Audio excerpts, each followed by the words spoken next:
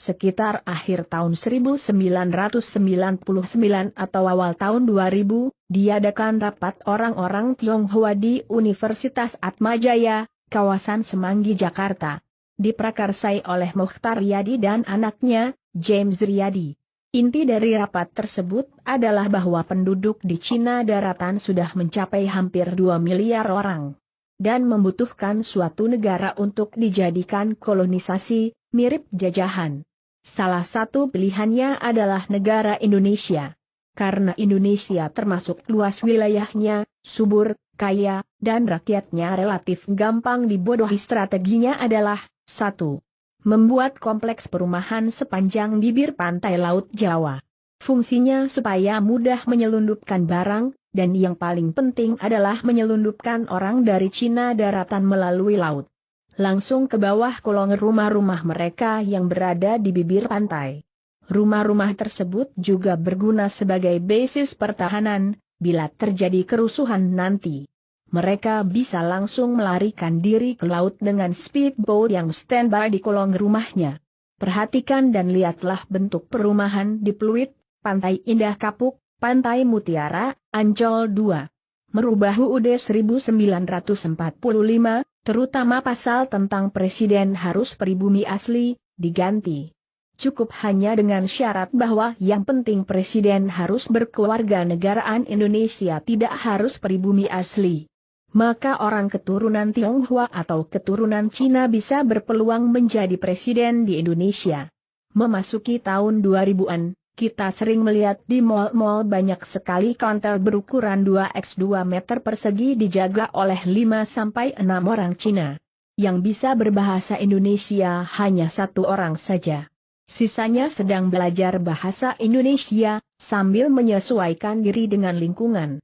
Kini setelah Jokowi jadi presiden dan Ahok menjadi gubernur DKI, mereka tidak ragu-ragu lagi. Dan tidak malu-malu lagi untuk menawarkan barang dagangan mereka, langsung dengan menggunakan bahasa Cina. Jadi sebenarnya Jokowi itu siapa, bagi orang Cina? Pasal tentang syarat menjadi presiden Indonesia di UUD 1945 sebenarnya telah mengalami amandemen, perubahan, pada tahun 2002. Jadi, Presiden RI nanti tidak harus suku pribumi Indonesia asli. Perlu diingat, bahwa koloni keturunan Cina telah berhasil merampas Singapura menjadi kolonisasi mereka.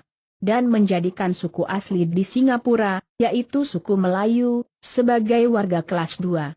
Dan perlu diingat juga, di tahun 1969 sampai 1970 etnis keturunan Cina pernah membuat kerusuhan di Malaysia.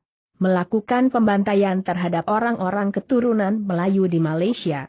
Mereka ingin menjadikan Malaysia sebagai Singapura kedua. Kerusuhan etnis Cina di Malaysia berhasil dipadamkan. Perdana Menteri Malaysia meminta bantuan kepada Presiden Soeharto untuk memadamkan pemberontakan etnis Cina tersebut. Presiden Soeharto mengirim seseorang bernama Pitut Soeharto, ahli intelijen, untuk bersama-sama tentara Malaysia mengakhiri pemberontakan etnis Cina di Malaysia. Pernah juga pada suatu hari menjelang Idul Fitri 2015. Terjadi kerusuhan antara etnis Melayu dan etnis Cina di sebuah mal di Malaysia. Sejumlah pihak khawatir kerusuhan dilandasi sentimen ras yang merupakan masalah peka di Malaysia.